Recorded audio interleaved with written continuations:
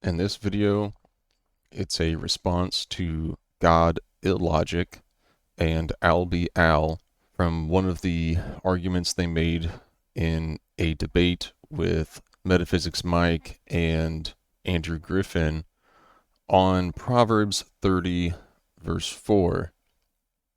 They said, and well, I'll just show you the original clip from the debate where they say Proverbs 34 is a place where the Old Testament is saying that there is God and God has a son.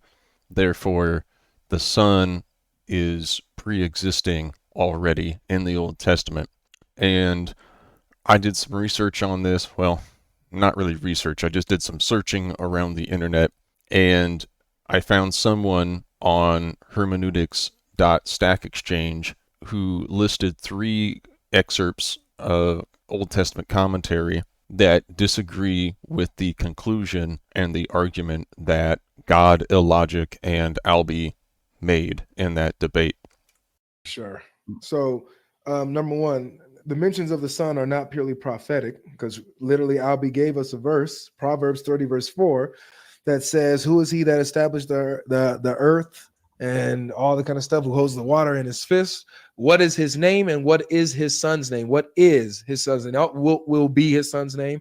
What is his son's name? Surely you know. So that shows that there's a present son who is with the Father, who established all things and created all things. So the Son presently exists with the Father in the Old Testament. Now, so these following quotes are from the comment, like I said, on Stack Exchange thread, found at this URL.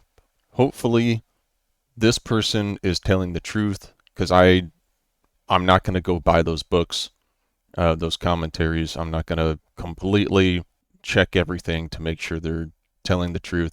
But hopefully they are, because I don't want to be spreading false statements here. The NICOT is a commentary on the Old Testament.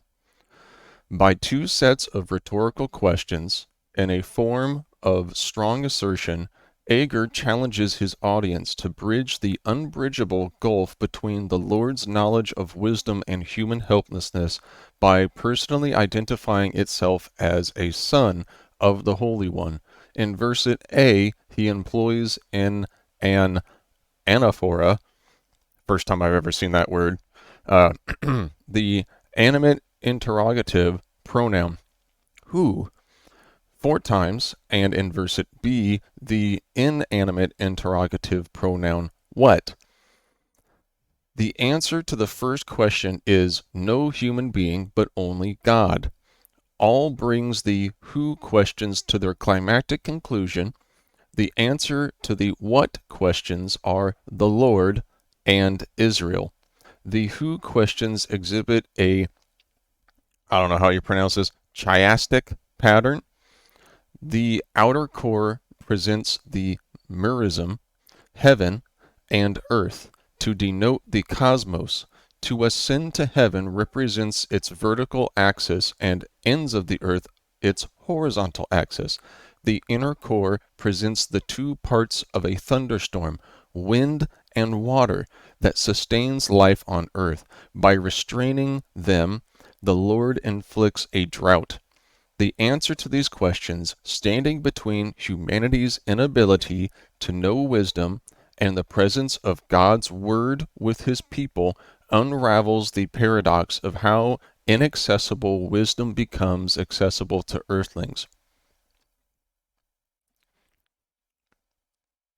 Second excerpt from AYBC, and I guess putting commentary after it is redundant, but whatever. All right, their opinion is slightly different than the first one. 4 questions are reprised by a double question and a challenge to respond to them. The questions are really the same and have a single response as the singular his name and his son, in verse 4e shows. 3 responses to these questions are possible. Number 1, someone. Number 2, God. Number 3, no one, of course. This is the intended response. The rhetorical question in Ecclesiastes chapter 7 verse 24 is also to be answered this way. The scope of the questions is implicitly confined to humanity because Agur is speaking about the inadequacy of human wisdom. When Gilgamesh asks, "Who can go up to heaven, my friend?" See below. And I don't have that below, but whatever. The question clearly pertains only to mankind, for gods do this regularly. No human has the capability of doing godlike things, traversing the universe, controlling the elements, creating the world. This is a fact known to all, and Agur adduces it to remind the readers of their own ignorance. Humans must always be aware that they are infinitely less powerful and wise than God. Therefore, they must rely on Him and His Word. On to the third excerpt from the NAC. In a series of, what is that? Once again, rhetorical questions, as Andrew Griffin pointed out. And I didn't even need to look this up on my own. This is a side note. I'm not super smart. I'm not super knowledgeable about the Old Testament, but when I went and read this Proverbs 30, I was like, this is a rhetorical question. Like, it's so easy to see it. And Andrew Griffin brought that up. It's like, these are rhetorical questions. You're not really supposed to answer it.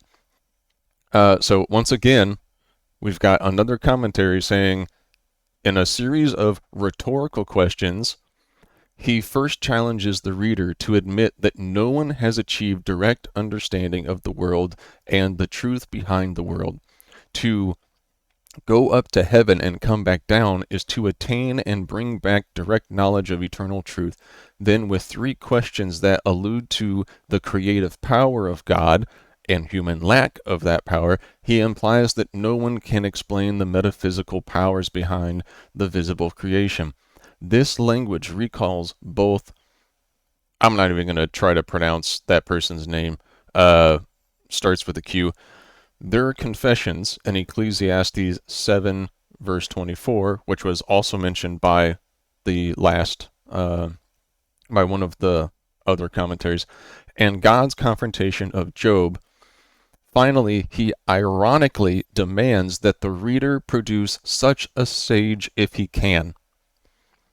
So, no, this passage of Proverbs 30, verse 4, is not stating that there is God and God the Son. It's a rhetorical question with irony to make a point. Thank you for watching.